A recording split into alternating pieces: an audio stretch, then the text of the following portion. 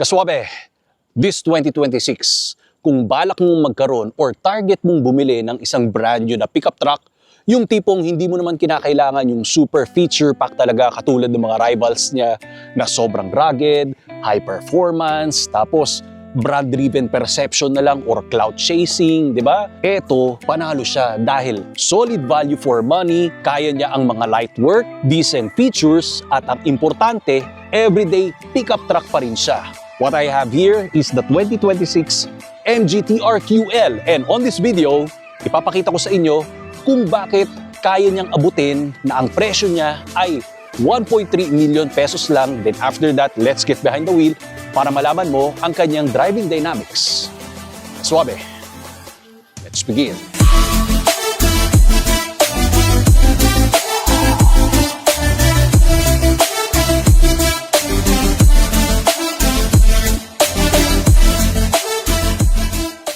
Well, kaswabe, dito sa harap ay matatagpuan mo ang malaking badging ng ating MG and square and intimidating big opening sa ating front grills para doon sa cooling ng ating makina. Sa ilaw naman, naka-halogen bulb lang tayo dyan. Ang park lights mo matatagpuan sa inner part ng housing ng ilaw, walang fog lamps kasi naka-piano black decorations lang to. Eh syempre, di ba? Affordable nga eh. Ground clearance. Hindi talaga objective nito yung magkaroon ng extreme off-road capability kaswabe kasi hindi talaga siya ganun kataas katulad ng rivals. Nasa 215mm lang ito or pag kinonvert natin, 8.5 inches lang unlike sa iba na nasa 11 inches na nasa 280mm. Here in the side profile kaswabe, you have a rugged look dahil sa kanyang black cladding, black painted yung ating alloy wheels, 245/70 ang sidewall and R16. Ngayon, pagdating sa kanyang comfort ng pagbabounce nito pag dinrive mo, medyo hindi nga lang ganon kaswabe dahil naka-leaf spring tayo. Made for bigger payload ito kaswabe na mamaya pag-uusapan natin. Blackout yung ating power folding. Ay hindi pala, side mirrors lang, hindi siya power folding. Roof rails, naka-blackout. Then running step board is here, black handles. To lock and unlock, just press this. Pag ang key fob, nasa bulsa lang natin. Palang sa likod ay wala tayong lowering mechanism or hydraulic support para pag binuksan mo ang tailgate, eh hindi ka mabibigla katulad ng ganito. Kasi kinakailangan, handa ka dyan, bigla siyang nalalaglag. Truck bed natin, painted siya, meron kang roll bar, and the payload capacity is nasa 1,550 kilograms, which is nakikipagsabayan naman siya against sa mga segment ng pickup truck. Okay? Yan. May step seal ka sa magkabilaan, malaking MG badge, TRQL, and Brit Dynamic na badge. Powering this MG TRQL ay naka 2.0 liter tayo na 4-cylinder turbo diesel engine that makes 159 horses and 400 Nm of torque. Mated siya ng 8-speed automatic transmission that sends power doon sa ating rear wheels kasi naka 4x2 lang tayo kaswabe, wala pa tayong 4x4. Ang kanyang fuel capacity naman is 73 liters and on paper, nasa around 10 kilometers per liter tayo. Well, on real world naman, at least malapit-lapit kung ano yung sinabi nila doon. Kaya lang, they are using the old school pop rod pagbubuksan natin ang engine bay at pagpasensyahan nyo na dahil medyo may pinagdaanan ang ating pickup truck. That's why ang dumi-dumi ng ating engine bay. Drifting inside the 2026 MG TRQL ay may kita mong may tinatawag talagang trade-off. Kumbaga, ito ay murang-mura pero syempre hindi lang ganon kabusog-lusog sa kanyang mga features.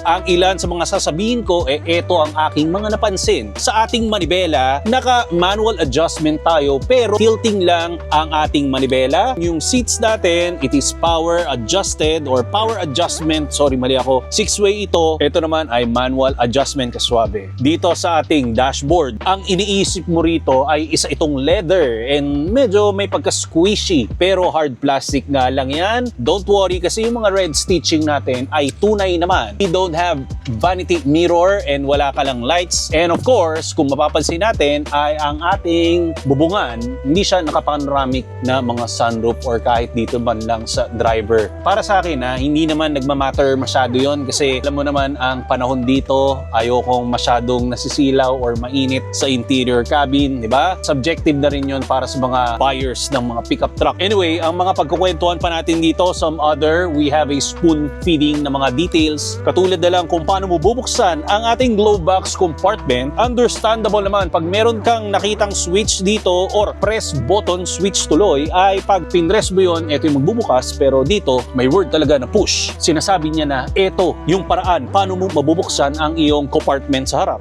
Okay? At least, marami naman pwedeng ilagay dyan. Andito lang yung mga ibang kalat natin ng mga accessories. Kaswabe, maglalagay nga pala ako ng list kung ano yung mga car accessories na pwedeng makatulong sa inyo, katulad na lang ng mga charger natin and even mga dashcam at marami pang iba. So, i-check mo na lang dyan sa ating transparent na basket icon. Introducing Autosport. Kaswabe, this one is the world's most innovative mobility scooter that we can get para sa ating lifestyle and sa mga kababayan natin na PWD. Madali lang to. Comes with 2 separate parts na pwede mong gawing trolley at the same time.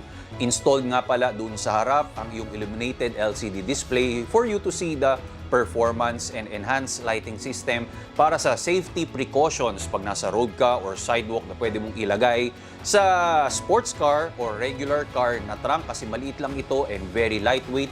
Within seconds, ang dali lang i-assemble. Up to 10 speed ang kanyang taglay and 10 kilometers per hour ang kanyang maximum na pinartneran mo ng shock-absorbing flat-free tires for advanced performance and auto braking system. At hindi lang sa kotse, mantakin mo, pati sa tren, pwede. And flight-approved ang ating baterya. Meron tayong lisensya. So, ibig sabihin, pag nag-travel ka around the world, kayang-kaya mo itong ilagay sa cabin at ibaba mo, ma-assemble mo kagad ito. Ang design nito ay talagang super passionate sila para ipakita sa inyo ang performance. So, ganun lang yon. Be active, be free, be yourself by Autosport. Ang link ay nasa description below para i-check mo na lang kaswabe. You have analog gauge cluster and nasa gitna ang ating trip computer. Pero eto yan. Doon sa ating gas meter kaswabe, alam mo naman pag 100%, syempre nasa F yan, ibig sabihin full. Pero pag narating ka sa gitna na guhit, ibig sabihin yon ay nasa 1/2 ka na lang or 50%. Pero dito, talagang sinasabi niya sa'yo at ipinapaalala niya sa'yo na pag nasa gitnang linya ay 1/2 na ang tawag dyan.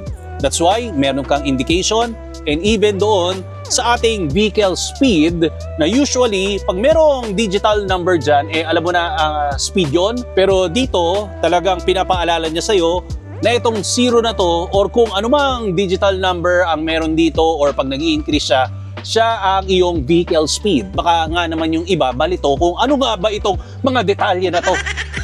Ang nakuha pala natin na fuel economy dito dahil of course nakapag-drive na tayo ng daang kilometro ay hindi ako halos umalis sa 9.3 liters per 100 kilometers. So that's, pag divide natin yan, nasa 10.75 kilometers per liter ang ating fuel economy. Naka-push start button tayo dito sa center console. You have the traditional mechanical handbrake natin. Dalawang USB Type A. Wala nga lang Type C. Cup holders mo. Medyo weird nga lang yung kanyang design. Doesn't have any mga galamay na supporters. Tapos ito yung armrest natin. Meron kang coin holder and maliit nga lang yung pinaka-storage dito sa gitna. Hindi auto-dimming yung mirrors natin. Lalagyan na ng eyewear. Then ito naman is our dome lights. Hindi nga lang LED. Yung upuan naman natin, very basic lang. Maganda naman ang comfort niya and softness, which is hindi naman siya matigas pag sinandala natin kaswabe and meron ka rito sa ibabaw na other na pwede mong ipatong na stop. Wala ka nga palang matatagpuan dito na any grab handle para sa ating driver cockpit and even sa front passenger natin. Kaya kinakailangan pag aakyat ka na lang dito, siguro dito ka kakapit sa iyong A-pillar. We have the infotainment touchscreen monitor which is very playful and colorful naman pero wala ka masyadong magagawa rito kaswabe, but the basics like the Apple CarPlay and even Android Auto compatibility is okay naman. Pero kinakailangan wired siya kaswabe. Ang medyo kakaiba lang dito is meron kang ipipress na icon para sa direksyon ng iyong blower ng AC. Lalabas ang indication, hindi rito sa ilalim. Kumbaga, nandito siya sa infotainment. Pero ang liit lang sobra. Very tiny yung detalye para makita mo kung nasaan yung arrow. Nasa baba ba yan, sa paanan, dito sa pinaka-sentrong level, or magkasabay ba sila? Basta kinakailangan pansinin mo yung maliit na yan. And wala tayong masyadong magagawa dito iilan lang talaga, but it's fine dahil mura lang naman ang ating MG TRQL. Kesa naman bumili ka ng lower spec ng ibang pickup truck, eto, at least bawi na rin. Moving here sa ating backseat kaswabe, matatagpuan mo ang highlight ng ating interior dahil wala dun sa harap, wala rin dito sa taas, nandito siya nagtatago sa ating B-pillar. At least, alam na natin, ladies and gentlemen, sitting position here, ito ang equivalent ng aking driving position. You have seat pocket, pero ang aking tuhod medyo pointing upwards. Hindi lang ganun ka sobrang kasarap yung pwesto ko. AC, dalawang vents, meron kang halos phone storage, elevated lang dito sa gitna.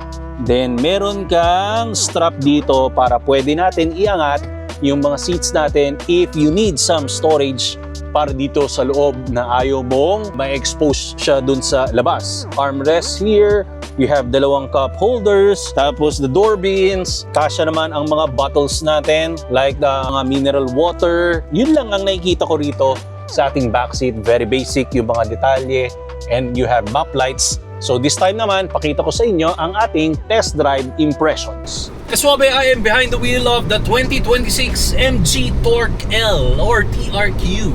Kasi pag binasa mo yan, di ba? Torque.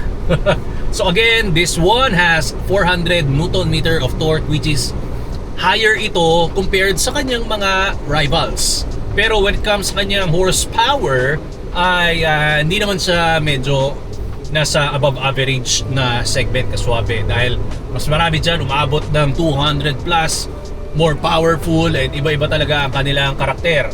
Ngayon, nais kong i-congrats ang mga taong naghahangad talaga na magkaroon ng pickup truck, dahil this one is solid value for money kaswabe. Again, nasa 1.3 million pesos, or alam ko meron pa tayong introductory price na baka mas bumaba pa ng 1.3. Ilagay ko na lang sa information below pag meron mga kulang. Being competitive and very affordable. Pero syempre, hindi natin maaasahan sa lahat na yung iba maraming features pagdating dito mas basic, kasi yung iba, well, good balance katulad na lang ng mga Navara and reliability yung iba naman SUV pag dinrive mo ang isang pickup truck.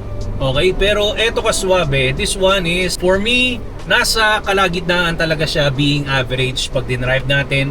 Wala masyado siyang excitement, hindi talaga yun yung strength niya. Even pagda-drive ngayon, di ba, we have 8-speed automatic transmission, pero 4x2 lang ang ating drivetrain. Walang lumabas na mas higher than that, the top spec. I mean, top spec siguro dito sa Pilipinas is this one, yung 4x2. 8-speed automatic transmission, but sometimes it feels very jerky kaswabe. Lalong-lalo na at low speed or turtle pace tayo kaswabe. Nararamdaman mo, meron talaga siyang gravitational force. Minsan parang medyo may pagkapigil siya once na nag-accelerate tayo pag bubelo siya. And even sometimes pag deceleration, meron kang nararamdaman na parang friction. Pero hindi rin naman ako maasa kasi yung ibang pickup truck na na-drive ko is naranasan ko naman ng ganito. Ayoko na lang ihilera kung pang ilan ito kaswabe kasi well, 1.3 lang naman ang binayaran natin eh. But if you will check the looks and even yung interior nito, eh bawing-bawi pa rin. Hindi mo nga lang pwedeng asahan yun. Visibility, very nice. Nakikita mo yung end ng bonnet natin. Sa manibela, medyo may pagka-firm nga lang siya. Yung suspension natin, naka-leaf spring tayo. Pero eto, hindi siya ginawa pang hardcore talaga ng mga off-road experience. Kasi mas mababa yung ground clearance. It is only parang nasa 8.7 inches compared sa mga Japanese na umaabot ng 11 inches. Mas more on road capable talaga yung pickup truck natin. Pero syempre, hindi ko sinabi na alisin natin sa kanyang pinaka-habitat. So, kaya niya pa rin makipagsabay kaswabe, pero hindi siya rugged type na maximum performance. Siya pang komportable talaga na pag nag-drive ka, ang objective talaga niyan is magbuhat doon sa kanyang bed.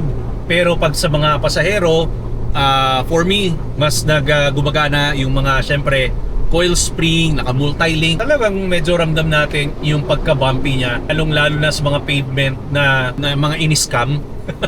Hindi yung butas-butas, yung in-scam, yung kasama na rin yun, pero bako-bako, talagang ramdam mo na tatalbog ka rito kaswabe. So, that's it kaswabe for our test drive impressions. And again, it's not all about the drive and powertrain ang kanyang strength. Ang specialty nito is being competitive, mura siya, affordable, may konting ipon ka lang, you can buy a brand new pickup truck.